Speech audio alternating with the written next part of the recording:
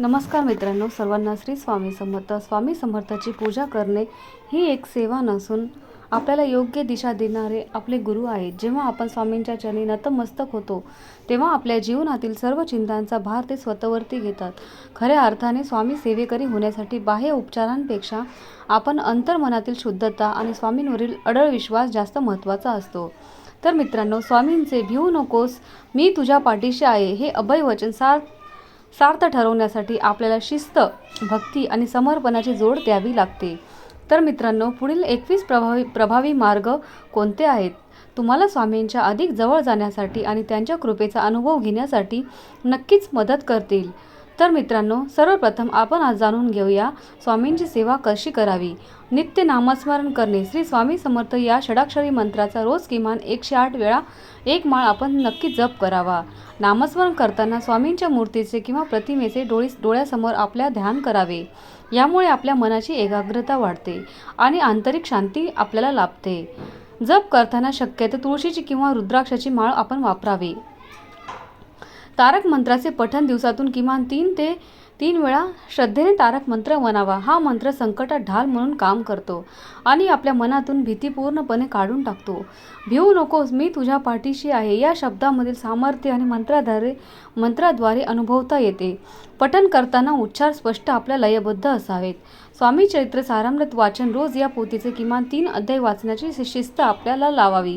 7 दिवसात आपले 21 अध्याय पूर्ण झाल्यास 1 सप्ताह होतो, जो अत्यंत फलदायी मानला जातो. वाचन करताना स्वामी समोर तुपाचा दिवा लावून शांत चित्ताने आपण बसावे. यातील कथामधून स्वामींच्या लीला काय आहेत हे शिकवण समजण्यास आपल्याला मदत होते. ब्रह्ममुहूर्तावर सेवा नक्की करावी.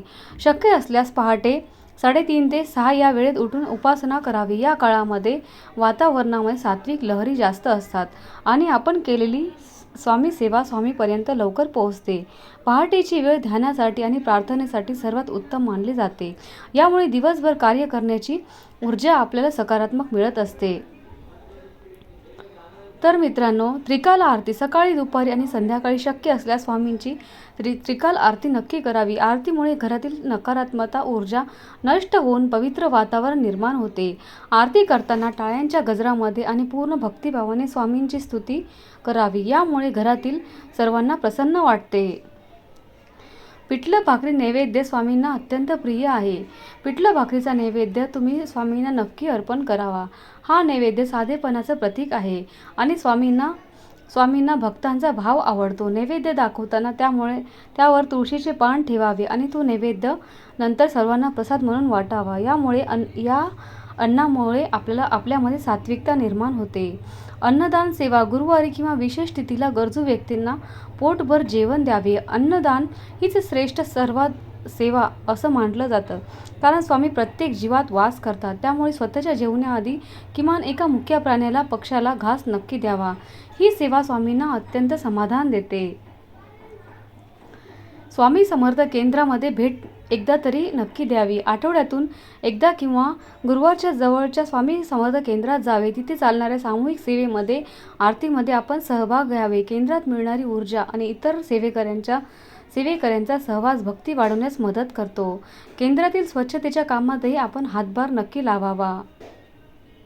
मौन पाळणे. दिवसभरातून 15 ते 30 मिनिटे पूर्णपणे शांत राहून स्वामीचे ध्यान करावे. मौनामुळे आपली ऊर्जा वाचते आणि ती स्वामींच्या चिंतनाकडे वळवता येते. मनातील विचारांचा कोलाहल कमी करण्यासाठी मौन हा एक उत्तम मार्ग आहे. यामुळे आंतरिक शक्तीचा विकास होतो.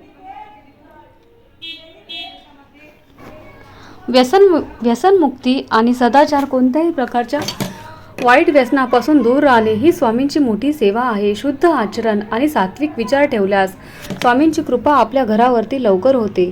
खोटे बोलणे, कोणाला फसवणे किंवा कोणाचे वाईट करणे टाळावे. आपले जीवन हेच स्वामींचे मंदिर मानून आपण जीवन जगावे. परनिंदा, त्याग, कोणाबद्दलही वाईट बोलणे किंवा निंदा करणे पूर्णपणे थांबवावे. दुसऱ्यांचे दोष शोधण्यापेक्षा स्वतःच्या चुका सुधारण्यावरती आपण जास्तीत जास्त भर द्यावा. स्वामींना द्वेष करणाऱ्यापेक्षा प्रेम करणारे भक्त जास्त प्रिय असतात. प्रत्येकामध्ये स्वामींचा अंश पाहून सर्वांशी आदराने वागावे. अग्निहोत्र सेवा. सूर्योदय आणि सूर्यास्ताच्या वेळी घरात अग्निहोत्र नक्की करावे. यामुळे घरातील वातावरण शुद्ध होते आणि आरोग्यास लाभ होतो. अग्निहोत्राच्या राखेमधील देखील सकारात्मक ऊर्जा असते असे मानले जाते. या विधीमुळे वास्तूतील दोष दूर होऊन सुख समृद्धी नांदते. पादपूजा किंवा प्रतिमा पूजन. रोज सकाळी स्वामींच्या पादुकांची किंवा प्रतिमेची पूजा करावी. गंध, अक्षता, फुले वाहून स्वामींना वंदन करावे. आपल्या जीवनाची धुरा त्यांच्या चरणी आहे हा भाव पूजेतून व्यक्त व्हावा. यामुळे भक्तीचा पाया भक्कम होतो. अहंकार त्याग, मी सेवा करतोय हा अहंकार मनातून पूर्णपणे काढून टाकावा. सर्व काही स्वामींच्या कृपेने होत आहे ही नम्रता आपल्या अंगी बाळगावी. अहंकार असेल तिथे देवाची कृपा टिकत नाही. म्हणून नेहमी नम्र राहावे. आपण केवळ निमित्त आहोत हे लक्षात ठेवावे. संकल्प सेवा. एखाद्या विशिष्ट कामासाठी तुम्ही संकल्प करून ठराविक दिवस सेवा करावी. उदाहरणार्थ 21 दिवस आरामव्रत वाचणे किंवा 1,00,000 जप करणे. संकल्प केल्यामुळे सेवेमध्ये शिस्त येते आणि मानसिक बळ वाढते. इच्छा पूर्ण झाल्यावर स्वामींच्या चरणी कृतज्ञता व्यक्त करावी. ग्रंथ वाटप किंवा प्रसार. स्वामी समर्थांचे विचार आणि पोथी इतरांना भेट म्हणून नक्की द्यावी.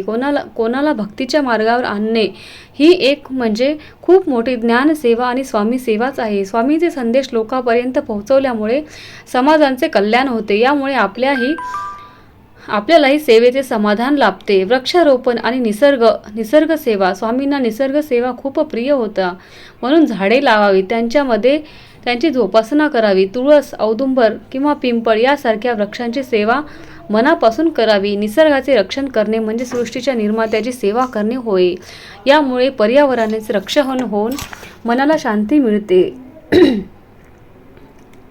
कष्टाची भाकरी. प्रामाणिकपणे कष्ट करून मिळवलेल्या अन्नावर स्वामींची प्रीती असते. कोणाचेही हक्क न मारता आणि कष्ट न करता, चोरी न करता आपले काम हीच आपली पूजा आहे या भावनेने नोकरी किंवा व्यवसाय करावा. प्रामाणिकपणा हा स्वामी मार्गातील मोठा गुण आहे. साधू संतांचा आदर करावा. सर्व संतांबद्दल, गुरुबद्दल आपण आदर बाळगावा. स्वामी समर्थ हे परब्रह्म आहेत आणि सर्व संत त्यांचेच रूप आहेत. संतांच्या शिकवणीचे पालन करून आपल्याला जीवनामध्ये आपल्या बदल घडवावा. यामुळे आध्यात्मिक प्रगती होते. क्षमाशीलता. इतरांनी केलेल्या चुकांना माफ करण्याची वृत्ती आपल्यामध्ये ठेवावी. मनामध्ये कोणाबद्दलही राग किंवा सद्भावना ठेवू नये. क्षमा केल्यामुळे आपले मन हलके होते आणि स्वामींच्या लहरी आपण ग्रहण करू शकतो. स्वतःच्या चुकांची स्वामीकडे प्रामाणिकपणे क्षमा मागावी. पूर्ण शरणागती. आपले संपूर्ण आयुष्य स्वामींना समर्पित करावे. ठेविले अनंत तैसेचे राहावे. याप्रमाणे जे काही घडत आहे त्यात स्वामींची इच्छा आहे असे आपण मानावे. संकटातही डगमगू न जाता स्वामींवर दृढ विश्वास ठेवावा. ही पूर्ण शरणागतीचे सर्व दुःखातून मुक्त करते. तर मंडळी, हे होते स्वामी समर्थांच्या सेवेचे 11 प्रभावी उपाय जे आपल्या आयुष्यामध्ये सकारात्मक बदल घडवून शकतात. त्यामुळे स्वामींची सेवा ही कर्मकांड नसून तो एक आपल्या विश्वासाचा प्रवास आहे. हा व्हिडिओ तुम्हाला कसा वाटला तर नक्की मला सांगा. लक्षात ठेवा, आपण जेव्हा एखादं पाऊल स्वामींच्या दिशेने उचलतो तेव्हा स्वामी आपल्यासाठी 10 पावले आपल्या पुढे येतात. तर आजचा हा व्हिडिओ तुम्हाला कसा वाटला मला हे कमेंट बॉक्समध्ये नक्की सांगा. जर तुम्हाला यापैकी कोणता मार्ग सर्वात जास्त भावला असेल तर तो सुद्धा तुम्ही मला कमेंटमध्ये सांगा. अशाच प्रकारे स्वामींच्या लीलेबद्दल, आध्यात्मिक माहितीबद्दल जाणून घेण्यासाठी आपल्या चॅनलला लाईक करा, शेअर करा आणि सबस्क्राईब करा.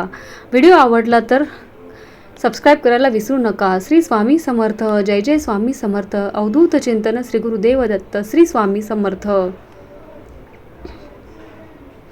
भिवू नकोस, मी तुझ्या पाठीशी आहे. अशक्यही शक्य करतील स्वामी. अशक्यही शक्य करतील स्वामी. धन्यवाद. श्री स्वामी समर्थ.